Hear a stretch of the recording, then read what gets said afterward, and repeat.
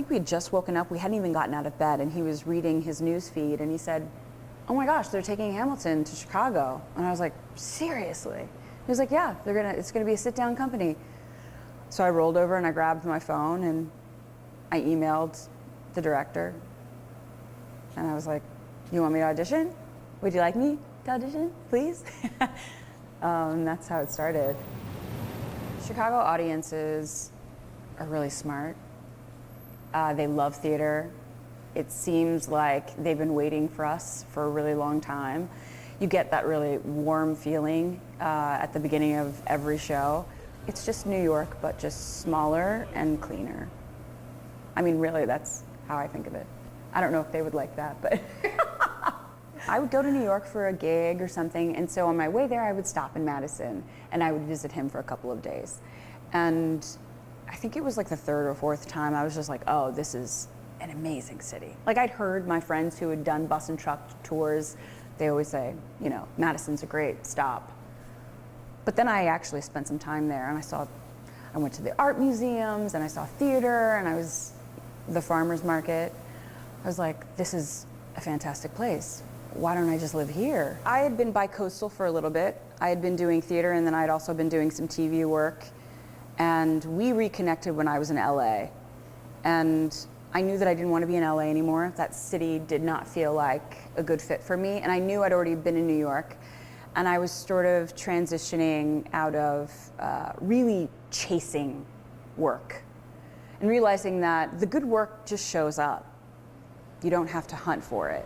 I've spent most of my time in Madison doing theater and watching theater and being a part of it, either on an advisory committee or directing or teaching. It feels like a really good fit for me.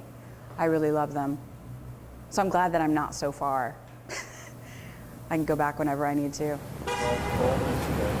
You know, after our matinee here, I get in the car and drive home, put the kids to bed. I'm past patiently waiting, I'm passionately smashing every expectation, every action's an act of creation. It feels like home in a lot of ways.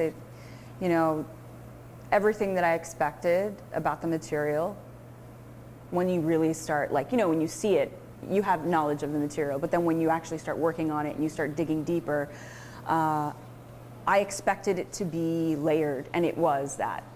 It's incredibly layered. And there is so much stuff to learn from it.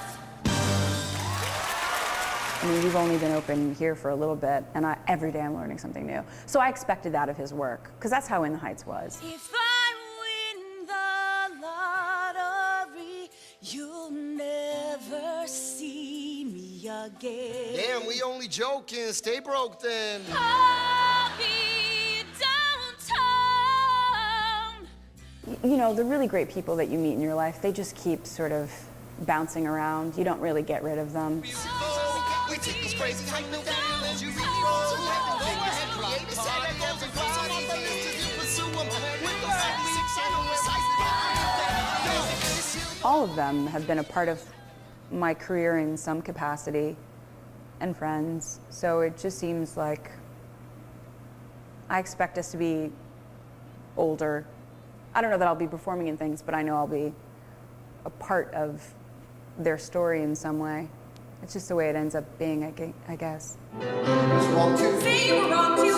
On the back. You being wrong. When he was creating this production, he realized that he'd already written something that he needed, and he realized it was a song that he wrote for me. So that, a part of my song actually lives in Satisfied now. So it seemed kind of like cosmically I was supposed to play it at some point. I'm really thrilled to hug my friend Karen Olivo tonight. I just don't feel like an ingenue anymore. And rather than try to play an ingenue with limited life experience, why not use all the colors that I have? And Angelica has a very large arc, and she has a very important function in the play, and it's tricky. So that appealed to me much more. Yeah. And my obvious connection with the Satisfied song.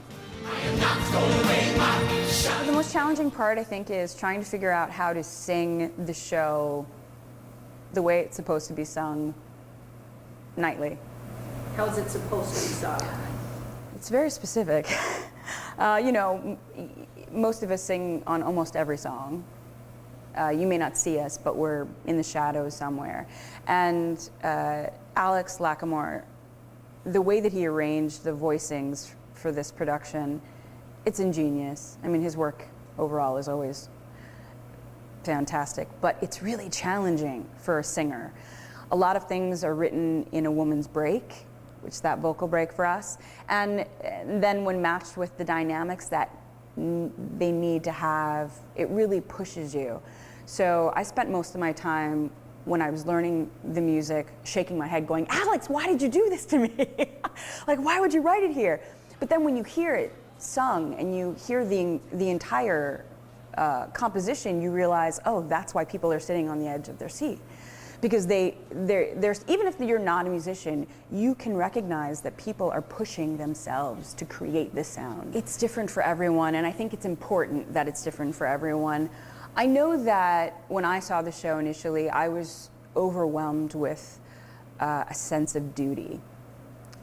And that's not for everyone. I hear people come see the show and they leave and they're like, I just had no idea that,